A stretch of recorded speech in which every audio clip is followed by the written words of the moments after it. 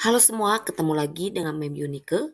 Kali ini kita akan membahas beberapa soal latihan untuk mempersiapkan OSN tahun 2024.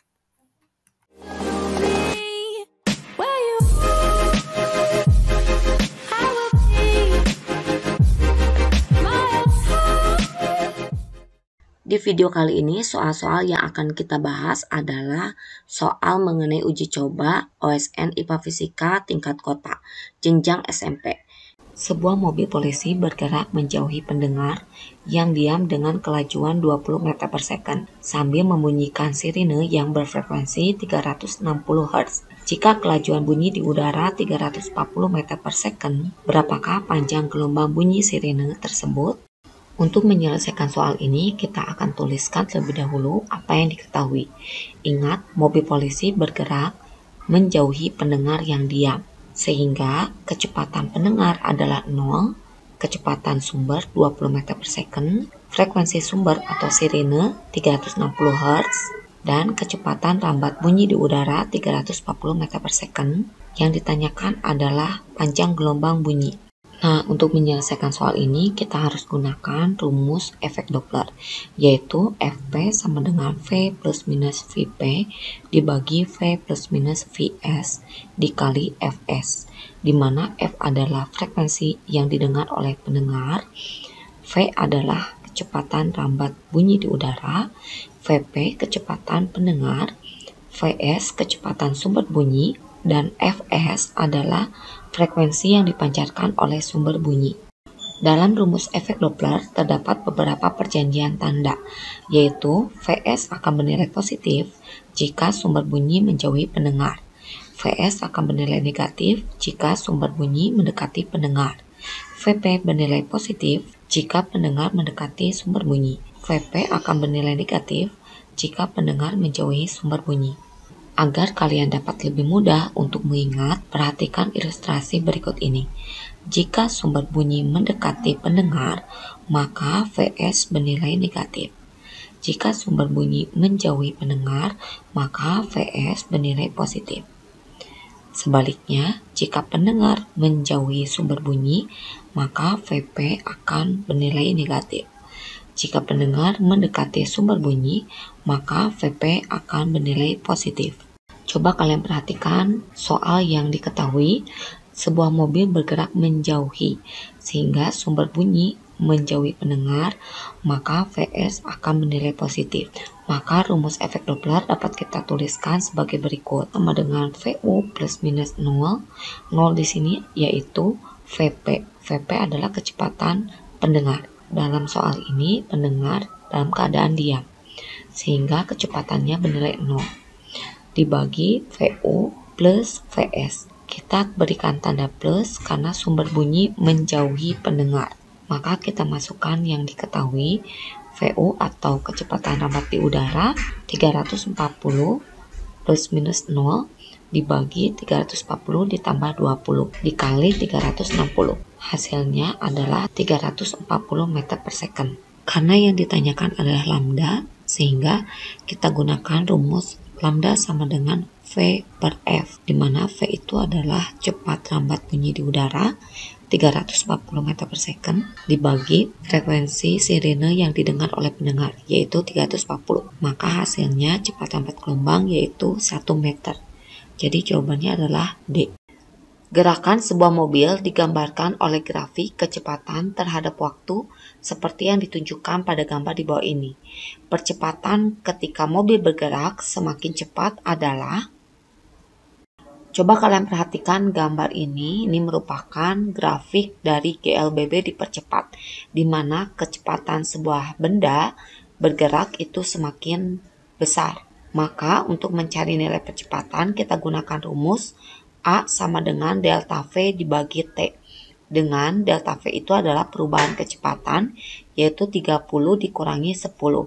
Dibagi perubahan waktu, yaitu 30 dikurangi 20. Hasilnya adalah 20 dibagi 10, 2 meter per second kuadrat. Jadi jawabannya adalah D. Soal selanjutnya, jika tekanan merupakan hasil bagi antara gaya dan luas, disimbolkan dengan huruf P, sedangkan X memiliki satuan M pangkat 2 per S pangkat 2, maka dimensi dari Y sama dengan P pangkat 2 per X adalah, untuk menyelesaikan soal ini kita akan tuliskan dari yang diketahui, yaitu Y sama dengan P pangkat 2 per X, di mana nilai P itu sendiri adalah hasil bagi antara gaya per satuan luas. Kemudian kalian harus mengetahui satuan dari besaran gaya dan satuan dari besaran luas. Sehingga kita masukkan kilogram meter per second kuadrat dibagi dengan meter kuadrat.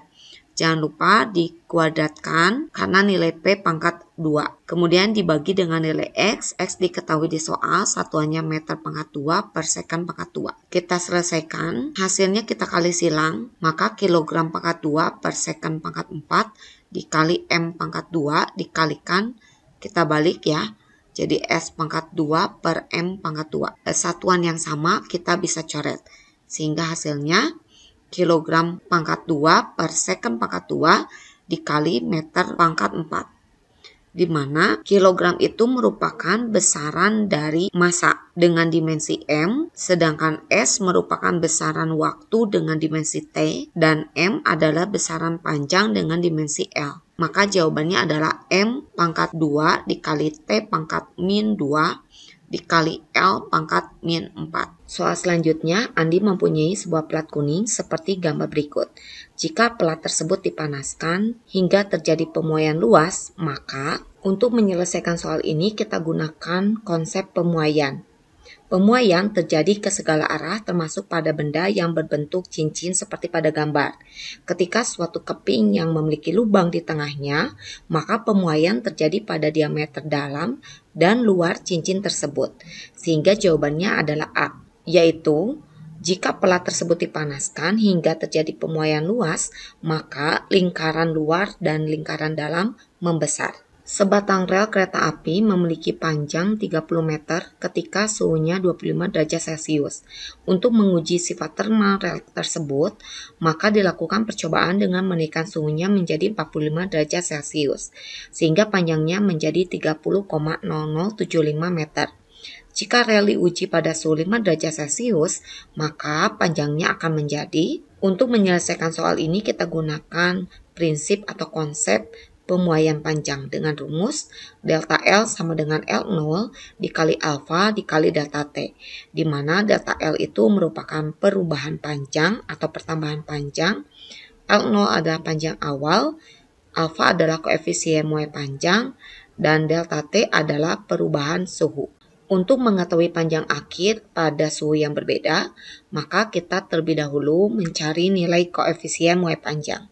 Caranya adalah alfa sama dengan delta L dibagi L0 dikali delta T, di mana delta L itu kita dapat mencarinya dengan cara mencari selisih perubahan panjangnya, yaitu 30,0075 dikurangi panjang awal 30 meter. Kemudian dibagi panjang awal yaitu 30 meter dikali perubahan suhu. Mula-mula yaitu 25 menjadi 45. Sehingga perubahan suhunya yaitu 20 derajat Celcius. Maka nilai koefisien muai panjang yaitu 12,5 kali 10 pangkat min 6 per derajat Celcius. Selanjutnya untuk mencari panjang akhir ketika suhunya berubah menjadi 5 derajat Celcius, maka kita akan mencari perubahan panjangnya, yaitu kita gunakan delta L sama dengan L0 dikali alfa dikali perubahan suhu yang kedua. Kita masukkan data yang diketahui, L0 itu panjang awal yaitu 30 dikali koefisien muai panjang yang tadi sudah kita cari yaitu 12,5 kali 10 pangkat min 6 dikali dengan perubahan suhu yaitu dari 25 derajat menjadi 5 derajat. Sehingga kita dapat tuliskan delta T yaitu suhu akhir dikurangi suhu awal. 5 dikurangi 25. Jadi hasilnya perubahan suhunya yaitu minus 20 derajat Celcius. Kemudian kita selesaikan perubahan panjangnya yaitu min 7500 kali 10 pangkat min 6 atau 0,0075 meter. Maka untuk mencari panjang akhir dituliskan L1 sama dengan L0 ditambah delta L, di mana delta L-nya yaitu negatif 0,0075 sehingga hasilnya 29,5 9925 meter. Soal selanjutnya, dalam aplikasi kacamata koreksi, lensa korektif sering digunakan untuk memperbaiki masalah mata, seperti miopi atau hipermetropi. Kacamata koreksi digunakan untuk memperbaiki fokus gambar pada mata yang bermasalah. Jenis lensa yang digunakan untuk memperbaiki miopi adalah, ingat, miopi merupakan rabun jauh, artinya titik jauh mata pada jarak tertentu, sehingga harus menggunakan kacamata lensa negatif atau lensa cekung yang bersifat menyebarkan sinar-sinar bias atau divergen. Coba kalian perhatikan gambar ini. Jadi penderita mata miopi memiliki masalah pada saat memfokuskan sinar atau bayangan yang masuk pada retina. Seharusnya pada mata normal, bayangan jatuh tepat di retina. Sedangkan pada orang yang menderita rabun jauh, bayangan jatuh di depan retina. Sehingga perlu adanya kacamata yang berfungsi untuk menyebarkan sinar-sinar bias. Sehingga bayangan bisa jatuh kembali tepat di retina, yaitu lensa cekung. Jadi jawabannya adalah B. Lensa cekung disebut juga sebagai lensa divergen. Soal selanjutnya, air bertemperatur 20 derajat Celcius dan bermassa A gram dicampurkan dengan es bertemperatur minus 10 derajat Celcius dan bermassa B gram. Keseimbangan temperatur tercapai tanpa adanya kehilangan kalor dan sebagian es melebur. Diketahui kalor jenis air dan es secara berturut-turut adalah 1 kalori per gram derajat Celcius dan 0,5 kalori per gram derajat Celcius. Serta kalor lebur es adalah 80 kalori per gram. Berapa gram massa es yang melebur? Untuk menjawab soal ini, kita gunakan prinsip dari asas Black, yaitu kalor yang dilepaskan sama dengan kalor yang diterima. Sebelum kita mulai menghitung, kita gambarkan terlebih dahulu grafik dari peristiwa yang terjadi. Pertama, es minus 10 derajat Celcius dicampurkan dengan air bersuhu 20 derajat Celcius. Sehingga es akan menerima kalor. Akibatnya suhunya akan meningkat mencapai 0 derajat Celcius. Pada titik leburnya maka dia akan melebur sehingga terdapat sejumlah kalor yang diserap yaitu Q1 dan Q2. Sedangkan pada air akan melepaskan kalor dengan jumlah kalor sebesar Q3. Selanjutnya kita gunakan asas Black untuk menghitung berapa gram massa es yang melebur. Coba kalian perhatikan grafik yang sudah kita buat sebelumnya. Lalu kita gunakan rumus asas Black. Q lepas sama dengan Q terima. Kalor yang melepaskan adalah zat yang memiliki suhu yang lebih tinggi.